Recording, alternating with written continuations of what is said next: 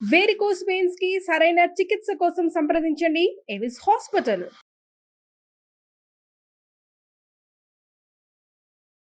Welcome to Suman. నేను మీ సుమన్ వినాయక్. ప్రస్తుతం అయితే ట్రెండింగ్ న్యూస్ ఒకటి చూస్తూ ఉన్నాం మనం.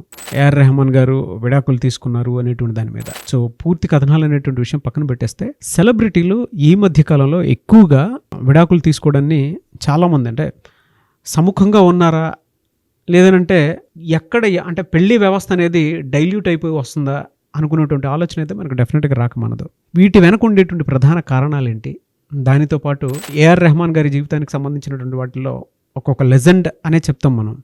సో అటువంటి జీవితంలో ఏం జరిగింది అనేటువంటిది ఈరోజు మనతో పాటు mentor, guide, coach, psychologist Shafi గారు ఉన్నారు. అది వారి మాటలు తెలుసుకుందాం. Hello sir. హలో నాగరాజు గారు. సార్, మనం చూసేటువంటి న్యూస్ ఏఆర్ రెహమాన్ గారు అసలు పరిచయం కూడా అక్కర్లేదండి. ఆయన ట్యూన్లు వింటే సరిపోతూ ఉంటుంది మనకి. ఎంత ప్లజెంట్గా ఉంటుందని అంటే జనరల్గా అంటూ ఉంటారు, సంగీతానికి రాళ్ళు కూడా కరిగిపోతాయని చెప్పి మేబీ అటువంటి మహానుభావులు చూసిన తర్వాతే మనకు మనసుకు హత్తుకునేలా అనిపిస్తుంది అనుకుంటాను. అంత మంచి మనిషి ప్రొఫెషనల్ పాయింట్ ఆఫ్ వ్యూ నుంచి చూసినప్పుడు.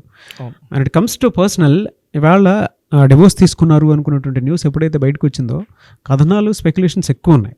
మీకు తెలిసినటువంటి వాస్తవ కోణాలు ఏంటి? అండ్ విడాకుల వరకు సెలబ్రిటీస్ టాలరేట్ చేసుకోలేకపోతున్నారు జీవితాన్ని అని అంటే దాని వెనక ఉండేటువంటి ప్రధాన కారణాలు ఏంటి సార్?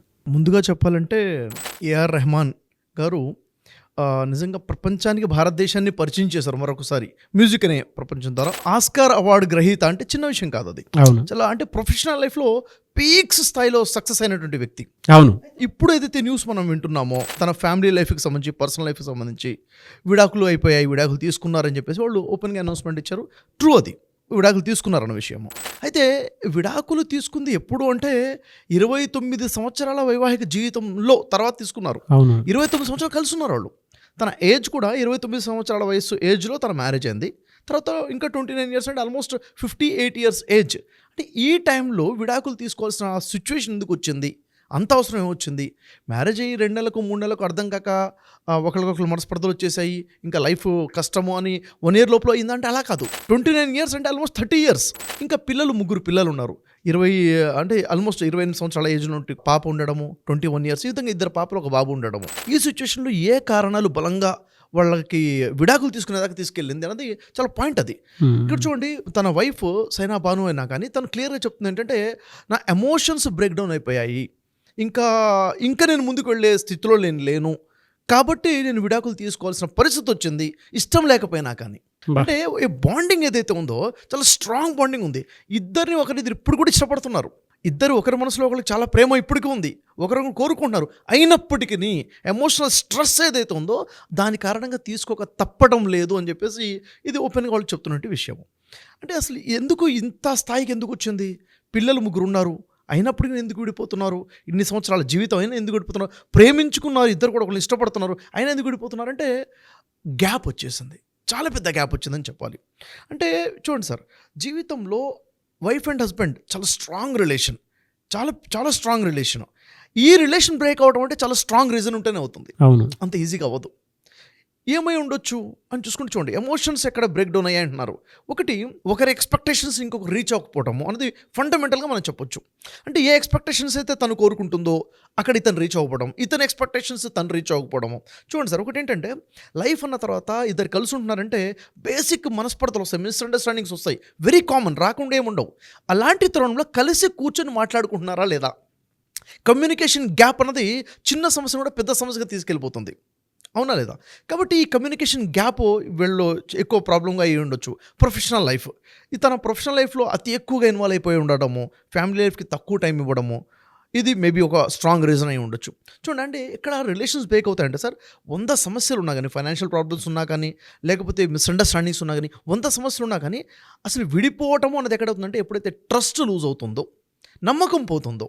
ఈ ట్రస్ట్ ఎప్పుడు లూజ్ అవుతుందంటే ఒక అభద్రతా భావం, అంటే నా స్థానం ఇంకెవరికైనా వచ్చేస్తుందేమో, మేబీ అయి ఉండొచ్చు, నా స్థానం ఇంకెవరికైనా వచ్చేస్తుందేమో అన్న భావన ఎప్పుడైతే ట్రస్ట్ మిస్ అవుతుందో అప్పుడు ఇంకా నేను ఉండలేను అన్న ఆలోచనలోకి వచ్చేస్తారు.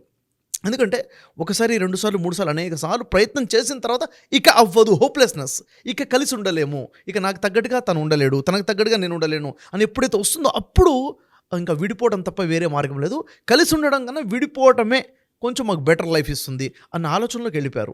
మేబీ ఎందుకంటే ట్రస్ట్ గెయిన్ చేసుకోలేకపోవడము, ఎమోషన్స్ని అంటే ఒకళ్ళ ఎక్స్పెక్టేషన్స్ ఒకళ్ళు రీచ్ అవ్వలేకపోవడము, ఈ బేసిక్ రీజన్స్ అయి ఉండొచ్చు. ఎలా సార్ అంటే ఒక సెలబ్రిటీ విడిపోవడానికి ఎలాంటి బలమైన కారణాలు ఉంటాయంటారు అసలు?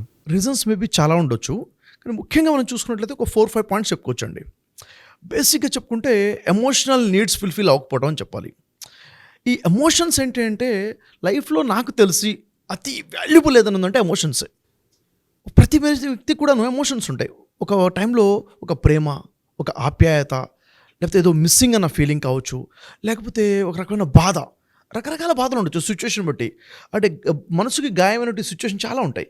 ఈ టైంలో దాన్ని ఓదార్పు కావచ్చు, ఒక రకమైన షేరింగ్ ఒకటి కావాలి. ఈ టైంలో నాకు నేను పంచుకోవడానికి కోపం, బాధ, ఏడుపు ఏది వచ్చినా కూడా అవును మాట్లాడడానికి ఒక మనిషి కావచ్చు, ఒక మనిషి కావాలి. షేరింగ్ కోసం ఒక మనిషి కావాలి. ఎవరిని ఎక్స్పెక్ట్ చేసుకుంటారు? లైఫ్ పార్ట్నర్ అంటేనే ప్రతి విషయం ఓపెన్గా మాట్లాడుకునేటువంటి సిచ్యువేషన్ ఉంటుంది. అలాంటప్పుడు ఇవి షేర్ చేసుకోవాలి అనుకున్నప్పుడు ఆ పార్ట్నర్ అందుబాటులో ఉండాలి. అందుబాటులో ఉన్నప్పుడు కూడాను చెప్పేటప్పుడు ఎదుటి వ్యక్తి అర్థం చేసుకోగలగాలి. అంటే ఏ సిచ్యువేషన్లో మాట్లాడుతున్నారు, తన బాధ ఏంటో అర్థం చేసుకోగలగాలి. ఆ సిచ్యువేషన్ ఎప్పుడైతే మిస్ అవుతుందో ఒకసారి ఓకే ఏదో బిజీగా ఉన్నారేమో, రెండోసారి ఏదో సిచ్యువేషన్ ఉందేమో, ఎన్ని సంవత్సరాలు ఇలా చూస్తూ సంవత్సరాలు గడిచిపోతుంటే ఒక అసహనం అనేది వచ్చేస్తుంది కదా. కాబట్టి ఎమోషనల్ అనేది ఒక చాలా ఇంపార్టెంట్. ఫర్ ఎగ్జాంపుల్ చూడండి, ఈరోజు పుట్టిన బేబీ కూడాను తల్లి ప్రేమను కోరుకుంటుంది. పక్కన తల్లి ఉండేప్పుడుసరికి ఏడ్చే పాప కూడా ఏడుపు ఆపేస్తుంది. ఆ ఎమోషనల్ ఎక్కడి నుంచి వచ్చేవి చెప్పండి? బై బార్ ఇన్బిల్డ్గా ఉన్నాయి. ఇది వైఫ్ కోరుకోవచ్చు, కొన్ని సిచ్యువేషన్స్లో హస్బెండ్ కోరుకోవచ్చు. ఆ టైంలో అందుబాటులో ఎంత ఉంటున్నామో, ఈ ఎమోషన్స్ నీడ్స్ ఫుల్ఫిల్ అవుతున్నాయా లేవా, ఎప్పుడైతే ఫుల్ఫిల్ అవ్వదో అక్కడ గ్యాప్ అనేది వచ్చేస్తుంది. రెండోది ఫిజికల్ నీడ్స్ కావచ్చు. ఫిజికల్ నీడ్స్ అంటే ఒక వ్యక్తికి ఆ టైంలో ఒక హ్యూమన్ టచ్ కావాలి, నేను నీకున్నాను అని ఒక ఓదార్పు కావాలి, భరోసా, ఆ భరోసా ఒకటి కావాలి. ఆ ఫిజికల్ ప్రజెన్స్ అనేది ఎంతవరకు ఉంటుంది? ఇంకా చెప్పాలంటే ఇప్పుడు నా హస్బెండ్ ఉన్నాడు, నా హస్బెండ్ చాలా పెద్ద సెలబ్రిటీయే. ఆ సెలబ్రిటీ అని నా సమాజంలో నేను చెప్పుకోవాలి కదా, నా ఫ్రెండ్స్లో చెప్పుకోవాలి కదా, నా రిలేటివ్స్లో నేను చెప్పుకోవాలన్న కోరిక ఖచ్చితంగా ప్రతి వైఫ్కి ఉంటుంది. ఇక్కడ ఆస్కార్ కొట్టినట్టు ఇంత పెద్ద హీరో తనతో పాటు ఉండాలని కోరుకోవటము న్యాచురల్గా ఉంటుంది. అయితే ఇప్పుడు ఈమె యొక్క సోషల్ లైఫ్లో నాతో పాటు నా హస్బెండ్ కూడా నా ప్రోగ్రామ్స్లో ఉండాలి, లేకపోతే నా ఈవెంట్స్ రావాలి, నా ఫ్యామిలీ విజిట్స్కి రావాలి అనుకున్నప్పుడు తను ఒకసారి 2 సార్లు 3 సార్లు స్కిప్ అవుతే ఎంతకాలం సహనం ఉంటుంది చెప్పండి? కంటిన్యూ 29 years లైఫ్ ఎక్కడో దగ్గర దెబ్బ కొట్టేస్తుంది. ఇంకా అవ్వదు, ఇంకా ఇంత అవ్వదు అన్నది ఒక ఫీలింగ్ వచ్చేస్తుంది. అంటే ఒక ప్రజెన్స్ అనేది కోరుకుంటాము. తను ప్రొఫెషనల్గా ఒక లైఫ్ సెలబ్రిటీ అయినప్పటికీ ఇక్కడ ఒక హస్బెండ్ అనే రోల్ ఒకటి ఉంది. అందుకే ఖచ్చితంగా ఫ్యామిలీ లైఫ్కి ఒక ప్రయారిటీ ఇవ్వాలి. అది ఎప్పుడైతే మిస్ అవుతుందో ఖచ్చితంగా అది స్ట్రాంగ్ రీజన్గా మారిపోయి ఉంటుంది. ఇంకొకటి, ఎప్పుడైతే మాటిమాటికి జరుగుతుందో సహనం కోల్పోతాం, కంప్లీట్గా అసహనం వచ్చేస్తుంది, ఇక అవ్వదు అన్న ఫీలింగ్లో వచ్చేస్తాం. ఇంకొకటి ఏంటంటే ఈ సెలబ్రిటీస్ యొక్క సోషల్ లైఫ్లో కొన్ని సందర్భాల్లో కొన్ని అనుమానాలు రావచ్చు, ఒక డౌట్ అనేది రేజ్ అవ్వచ్చు. ఎప్పుడైతే డౌట్ రేజ్ అయిందో అది తప్పు, నేను అనుకుంది తప్పు అని తెలుస్తుందో ఒక గిల్ట్ ఫీలింగ్ వస్తుంది.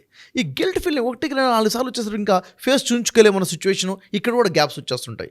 ఈ బేసిక్గా కొన్ని రీజన్స్ ఉంటాయి. వీటి వల్ల సరిగా బాండింగ్ మెయింటైన్ చేయకపోవడం వల్ల డైవర్స్ వరకు లీడ్ అయ్యే అవకాశాలు క్లియర్గా మనకి ఇక్కడ కనిపిస్తుంది. ఎందుకంటే అతను చెప్తుంది, నాకు ఇష్టం లేకపోయినా కానీ నా ఎమోషన్స్ బ్రేక్ డౌన్ అయ్యాయి కాబట్టి నేను తీసుకోవడం తప్పట్లేదు అని చెప్పేసి తను ఇచ్చిన స్టేట్మెంట్ కూడా క్లియర్గా చెప్తుంది. ఏంటంటే సరైన కేరింగ్ లేవు, ఎమోషనల్ నీడ్స్ కానివ్వండి, ఫిజికల్ నీడ్స్ కానివ్వండి, సోషల్ నీడ్స్ కానివ్వండి, ఇవన్నీ కూడా సరిగా మీట్ అవ్వకపోవడం వల్లనే ఇంతవరకు వచ్చిందని చెప్పొచ్చు. మనం చూసేటువంటి వాళ్ళకి ఎలా ఉంటుందని అంటే నేను ఇలా చెప్తున్నాను కాదు కానీ సార్, భరించేటువంటి ఆడవాళ్ళకి మాత్రమే ఈ ఎమోషన్స్కి సంబంధించినటువంటి విలువలు తెలుస్తాయి. వీడియో చూసిన తర్వాత కింద కామెంట్ బాక్స్లో ఏడ్చుకుంటూ నా పరిస్థితి ఇదే అని కింద కామెంట్ బాక్స్లో పోస్ట్ చేసేటువంటి విమెన్ చాలా ఎక్కువ మంది ఉంటారు. అంటే ఇక్కడ మనం ఎవరినో తప్పు పట్టాలి అనుకున్నటువంటి ఆలోచన కాదు. కాకపోతే మీరు ఇలా చెప్తుంటే నాకు కొన్ని విషయాలు అర్థమయ్యాయి. ఏంటంటే నిజంగానే చాలా సాక్రిఫైస్ మెంటాలిటీ తోటి ఉంటారు సార్. అంటే సెలబ్రిటీ లైఫ్లో ఎలా ఉంటుంది అని అంటే వీళ్ళ టైమింగ్స్ వేరుంటాయి. అవును, ఎక్కడెక్కడో అంటే ఒక సినిమాకి పనిచేసినా లేదంటే ఇంకో దానికి కూడా పనిచేసినా కూడా అవును, టైమింగ్స్ అనేవి మిస్ మ్యాచ్ అవుతూ ఉంటాయి. ఇంట్లో ఎవరికైనా సరే ఒకరోజు చూస్తారు, 2 రోజులు చూస్తారు, 3 రోజులు చూస్తారు, 4-5 రోజుల తర్వాత ఒక క్లారిటీకి వచ్చేస్తారు, ఇంకా అవ్వదులే అనుకున్నట్టు వెక్స్ అయిపోతారు. లేదంటే ఈ టైంలో ఎవరైనా డెసిషన్ తీసుకుంటారని అంటే కింద చాలామంది పెడతారు సార్, నా లైఫ్లో ఇప్పటికీ అలానే ఉంది అయినా భరించుకొని వస్తున్నాను అనుకుని పెట్టి కింద కామెంట్ బాక్స్లో డెఫినెట్గా పోస్ట్ చేస్తారు. అంటే అలాంటి పెయిన్ వాళ్ళకి ఉంటుంది కొన్నిసార్లు. తప్పట్లేదు అంటే వాళ్ళ మధ్య చాలా ప్రేమ ఉంది, కానీ ఇంకా చాలు అయింది అనుకునేటువంటి విషయాన్ని ఇద్దరు వ్యక్తపరుస్తున్నారు. ఎమోషనల్ బ్రేక్ డౌన్ అండ్ మీరు ఇందాక చెప్పినట్లు గిల్ట్ కూడా అయ్యి ఉండొచ్చు.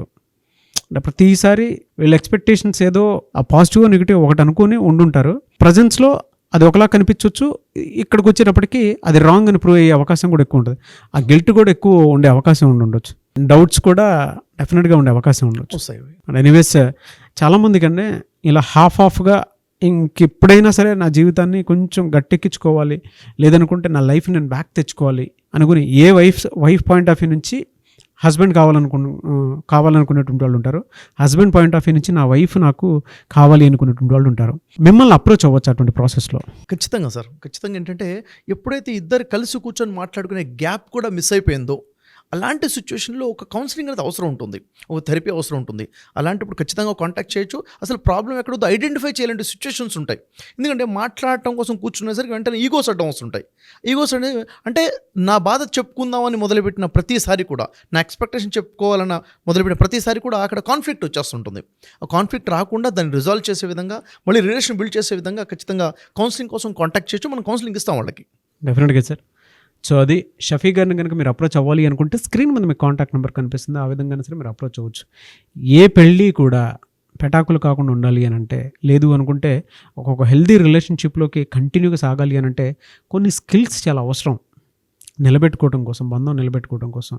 అది త్రూ కౌన్సిలింగ్ నీడా, లేదంటే వైఫ్ అండ్ హస్బెండ్ ఇద్దరూ కలిసి వీడియో చూసిన తర్వాత ఎక్కడికైనా వెళ్ళి ప్రశాంతంగా మాట్లాడుకొని క్లియర్ చేసుకోవడానికి అవకాశం ఉండేలా చూసుకుంటారనేది ఇట్స్ అప్ టు యూ.